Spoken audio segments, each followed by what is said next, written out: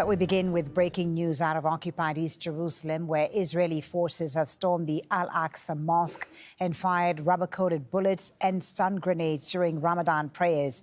Video shows women and children crying for help as Israeli forces beat Palestinian worshippers with batons. A few Palestinians have been reported injured. Israeli forces are accusing worshippers of barricading themselves after exceeding the agreed timings. Hundreds have been forcibly removed from the site. Let's bring in Al Jazeera's Natasha Ghonem, who joins us on the phone from occupied East Jerusalem. Natasha, what more do we know happened? Well, I do want to point out that this is not a surprise. Yesterday on social media, I saw the bombastic rhetoric circulating on social media with calls for Palestinians to come to Al-Aqsa Mosque in anticipation of the Passover holiday on Wednesday morning, in which Jews will be expected from 7 o'clock in the morning until 11:30 to visit the compound as part of non-Muslim visiting hours. So these type of clashes, again, were expected based on what I was seeing on social media.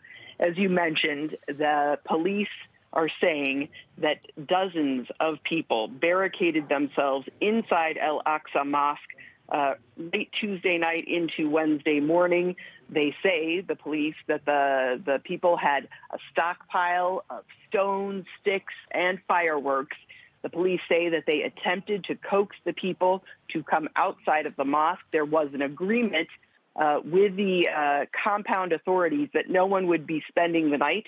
Police say when they could not coax the people to come out peacefully, that is when they entered the mosque and began firing stun guns and forcibly removing people. As you said, people have been, there have been some injuries and there have been arrests. Yeah. The Jordanian Foreign Ministry is condemning this attack. The Jordanians are the custodians of this holy site. Hamas as well is also condemning this, saying it is an unprecedented crime and people, quote, should inflict upon the occupation the price of this crime.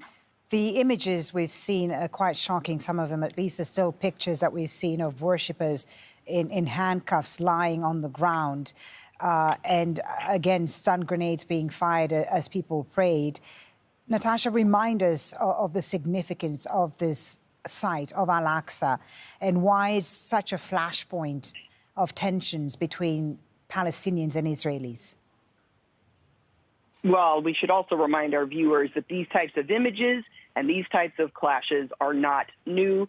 It's an ongoing cycle of violence, especially at a time like this. So this year, as last year, Ramadan, Passover, and Easter are all overlapping. So that's increased the desire for the people who follow the three monotheistic religions to enter the compound. In this case, we're talking about Jews, particularly, and Muslims. And how do the clashes really begin? It's an issue of access and restrictions. Palestinians have already been restricted to access the mosque during Ramadan. If you're 55 years old or younger and you're a man, you're going to need a permit to enter. And now, of course, people are being told that during this period of Ramadan, they would not be permitted to spend the night inside the mosque. On Wednesday morning, beginning at 7 o'clock local and until 11:30, Jews will be expected in larger numbers than usual to come into the compound in honor of Passover holiday. They will not be allowed to pray. That is a red line. They never enter the mosque, but they do roam around the compound. And this is obviously always a very tense situation.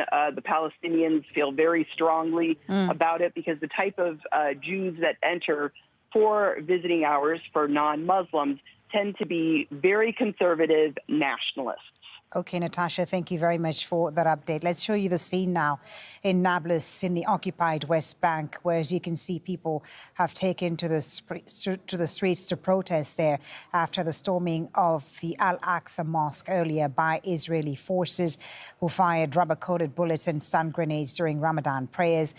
People taking to the streets to protest this latest action by Israeli forces. We'll keep a close eye on the situation there and bring you the latest as and when we have more information. In the meantime, let's move on to the indictment